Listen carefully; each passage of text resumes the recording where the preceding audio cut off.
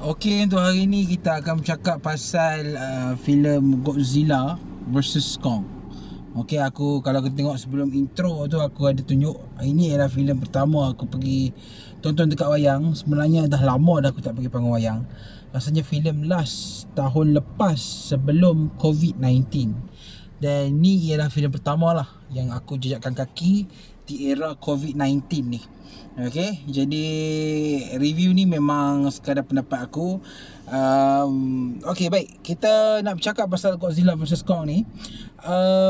Pada aku filem ni memang antara filem yang gah dah sesuai untuk penggemar-penggemar filem monster. Okay, sedikit sinopsis. Okay, bagi siapa yang belum tahu dan belum tonton lagi filem Godzilla vs Kong ni.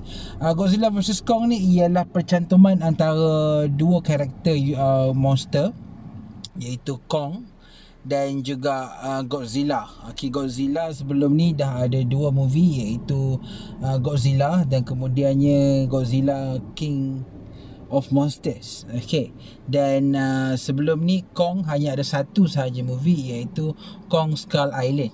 Okay, dan filem ni adalah dijarakkan sangat-sangat jauh sebab Skull Island tu ialah filem tahun berapa tak tahu. Memang klasik, era klasik, dan ini ialah filem era moden. Okay, dan dalam filem ni kita tahu yang Skull Island dah diambil oleh Monarch, satu macam dia punya badan lah yang usaha untuk menyelamatkan Kong ni daripada serangan daripada Godzilla. Sebab kalau kita tengok dalam filem ni, Godzilla dengan Kong ni dia ada permusuhan lampau yang memang tak dapat dibendung. Jadi kalau kalau Kong ni terlepas, jadi memang Godzilla akan serang Kong dan akan berlaku pergaduhan, manusia akan kacau bilau. So dalam story ni, okay, dia bercakap pasal satu satu badan ni, satu syarikat ni nama dia Apex. Okay, Apex ni dia diserang oleh Godzilla pada awal filem tu. Lepas tu si bos kepada Apex ni pergi jumpa seorang orang yang mengkaji tentang Hollow Earth. Iaitu Hollow Earth ni ialah bumi yang dasar bawah kita. Itu ialah teori sahaja.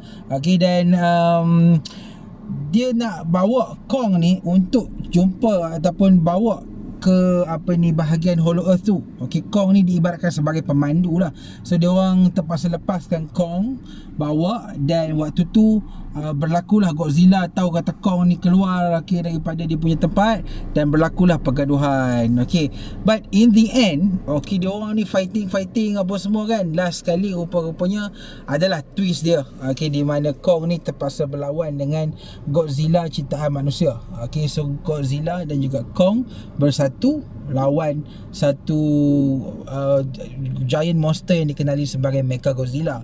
So twist ending dia kalau kita bab-bab macam ni, macam cerita Batman versus Superman lah. Okay, dia benda yang sama sahaja. Dua-dua monster yang memang sangat besar bergaduh.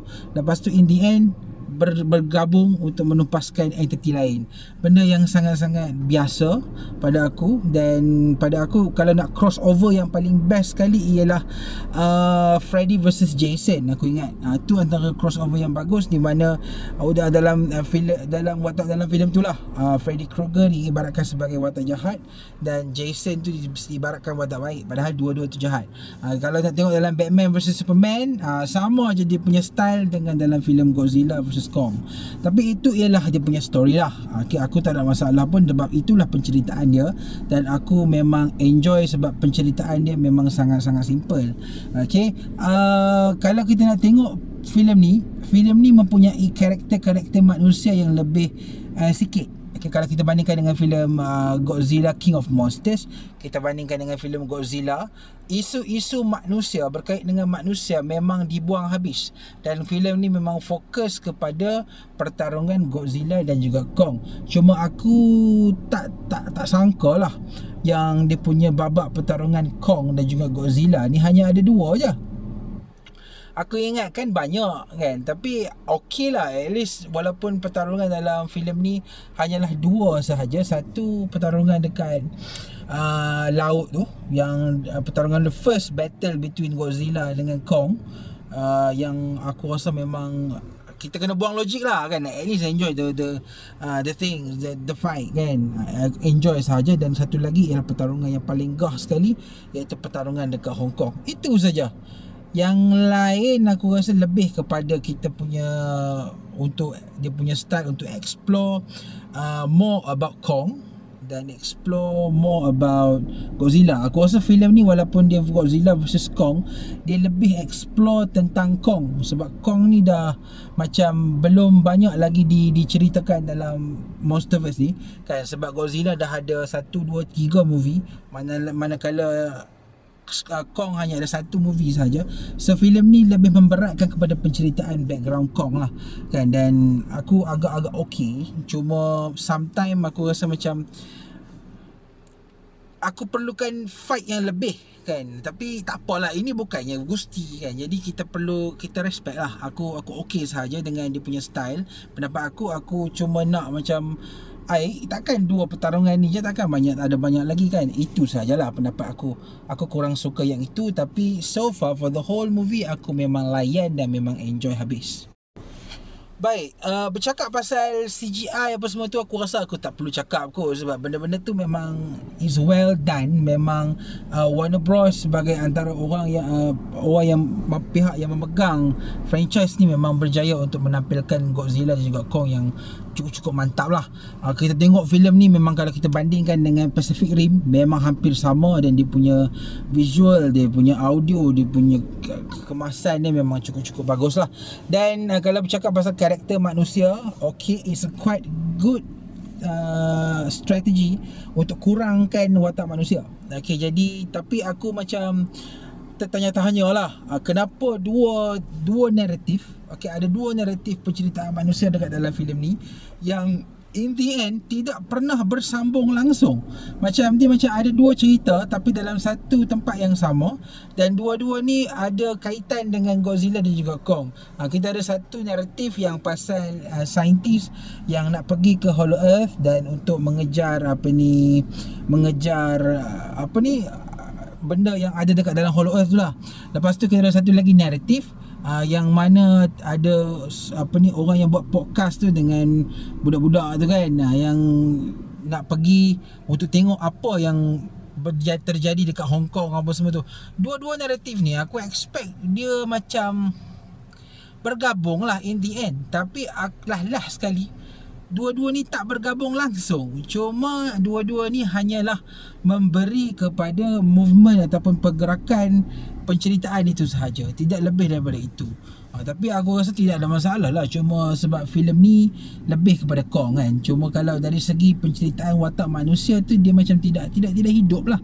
Maksudnya it's just ada untuk menggerakkan cerita, bukannya ada untuk macam memberikan emotion, memberikan benda-benda yang membuatkan kita berfikir. No, itu saja yang aku rasa agak-agak lemah lah dekat bahagian tu. Tapi ialah, kalau tidak ada watak manusia, Kong dengan Godzilla pun tak mampu untuk bergerak juga penceritaan dia kan. So okey lah kan. Cuma aku respect filem ni sebab filem ni memang fokus dia ialah pada Kong dan juga Godzilla sahaja, yang memang cukup mantap dan juga memang puas hati lah. Babak-babak dekat Hong Kong tu memang antara babak yang memang aku layan gila lah. Cuma pertarungan dia memuaskan dan it's macam, aku rasa macam ni cakap macam gila-gila ada punya kemusnahan tu. Aku tak expect yang Hong Kong boleh dihancurkan, dan kenapa diorang pilih Hong Kong untuk letakkan pergaduhan Godzilla ni dengan Kong kan. Memang aku tak tahulah macam mana Hong Kong nak settlekan diorang punya kemusnahan tu kan. Tapi overall memang ending filem ni cukup bagus.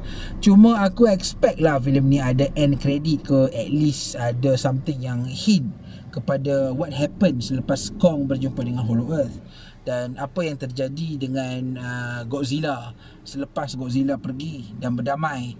Tapi benda-benda tu tidak ada. Aku tak tahulah sama ada Warner Bros sedang sibuk dan tak memikirkan lagi untuk go on dia orang punya franchise multiverse ke macam mana, aku tak tahu. Tapi aku harap in the future akan ada lagi pertemuan antara Kong dan juga Godzilla.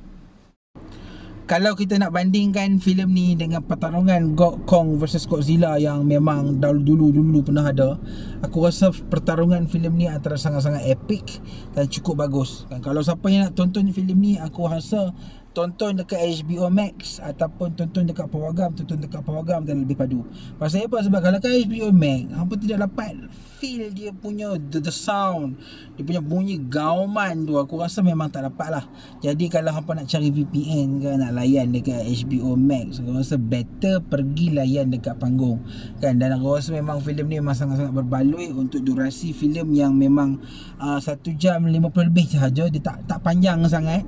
Jadi it's quite good lah. Sebab kalau kita nak panjang sangat pun nak buat apa? Walaupun sekarang ni di era di mana movie English pun semua nak ikut Bollywood. Yes, Bollywood tak apalah. Bollywood dia orang dah selit-selit dengan lagu, dengan komedi lah, apalah kan. For Hollywood, kalau kita buat benda yang macam tu, it's like macam sangat-sangat pelik tau. Jadi waktu durasi 1 jam 52 minit tu memang dah cukup-cukup baik. Dan walaupun pertarungan Godzilla vs Kong dalam filem ni hanya dua scene sahaja, itu adalah benda yang memang cukup-cukup baik lah kan. Kita just buangkan yang benda yang logik tu, macam sebab filem ni adalah filem yang enjoy sahaja. Dan dia punya pertarungan antara dua raksasa ni memang dibuat dengan cukup-cukup baik. Jadi siapa yang memang suka Pacific Rim, okay, aku rasa memang cukup layan dalam filem ni. Cuma dalam filem ni robot tu jahat sajalah, itu sahaja kan. Okay, so pendapat aku itu sahajalah berkenaan dengan filem Godzilla vs Kong. Filem ni masih boleh dilayan di Pawagam. Kalau siapa ada VPN layan dekat HBO Max, itu aku tak tahu. Okey, sebab aku tak mau ambil tahu bab-bab layan ikut jalan tikus ni kan. Sebab benda-benda macam tu entahlah, aku tak berapa sangat kan. Kalau kita Malaysia kita tayang dekat Pawagam, kita pergi dekat Pawagam. Kalau memang tak ada tayangan dekat Pawagam, okey, kita masuk, tunggu sajalah, tunggu kat Netflix ke apa kan. Itu sahajalah review ringkas pendapat aku berkenaan dengan Godzilla vs Kong. Aku bagi filem ni untuk pertarungan dia memang 5 out of 5 pertarungan. Dari segi penceritaan, aku rasa penceritaan dia sangat sederhana. Aku boleh bagi around 3. Okay, dan harap-harap lepas ni tak ada lah sangat, biar 1% yang pasal human. Kita fokus directly kepada kehidupan Kong dan juga Godzilla. Sebab aku tak tahu lagi ni dekat mana dia punya Godzilla ni untuk bersembunyi selama ni kan. 3 tahun dia tak muncul, dia buat apa? Aku pun tertanya-tanya juga yang tu kan. Harap filem di ke depan nanti kita dapat tengoklah tempat tinggal Godzilla. Walaupun dia tinggal dekat Hollow Earth, dia masuk ke mana kan. Aku pun tertanya-tanya juga benda-benda macam tu. Dan harap-harapnya isu pasal Hollow Earth ni dalam Godzilla ni, dalam Kong vs Godzilla ni dikembangkan dengan lebih lagi di dalam filem-filem yang akan datang. Teori Hollow Earth ni kalau kita nak percaya, tak boleh percayalah. Sebab benda ni ialah just sekadar teori-teori macam benda yang mengarut saja, macam flat earth apa semua tu. Tapi dia orang realkan dalam dunia Godzilla vs Kong. Okay, jadi kalau boleh tu kita explain lebih lagi lah kenapa Hollow Earth ni yang macam ni. Dan aku tak dapat nak menjawab tau, kenapa Hollow Earth ni yang berada di dekat dalam apa ni, dalam perut bumi, okay, tapi cerah. Aku memang tak boleh nak brain benda tu tau. Sebab kenapa Hollow Earth ni dekat dalam perut bumi, dia dilitupi dengan bumi. Okay, so kenapa dalam tu cerah? Matahari mai kok mana? Adakah dalam Hollow Earth ni ada matahari sendiri? Itu aku tak boleh fikir dekat tahun tu ya. Sebab yang lain aku boleh buang ke tepi, macam bertarung atas kapal berat dia macam ni. Itu aku okey. Tapi bila dia masuk babak Hollow Earth ni, tiba-tiba ada matahari pula kan. Itu aku macam tak boleh nak brain. Aku harap in the future kalau boleh tu Warner Bros ni akan explain macam mana Hollow Earth ni boleh hidup dan boleh terjadi, dan macam mana dia punya pencahayaan, cahaya tu mai dari mana, ada matahari sendiri ke apa ke. Benda yang macam tu aku perlukan sedikit macam untuk kita letak logik Hollow Earth ni yang tak logik ni dekat dalam otak kita. Okay, so itu sahajalah sekadar pendapat aku lah. Panjang pula cerita pasal Hollow Earth ni kan. Okay, so itu sahajalah pendapat aku berkenaan dengan Godzilla vs Kong. Okay, insyaAllah dalam beberapa bulan lagi lepas Ramadan nanti ni aku akan pergi wayang lagi. Sebab aku dah kurangkan sangat untuk pergi wayang sebab terlalu banyak sangat filem-filem dekat Netflix kan. So itu sahajalah review ringkas pendapat aku berkenaan Godzilla vs Kong. Berapa kali dia nak tutup dah ni kan, tapi dia tutup. Okay, itu saja. Kita jumpa lagi di review akan datang. Assalamualaikum.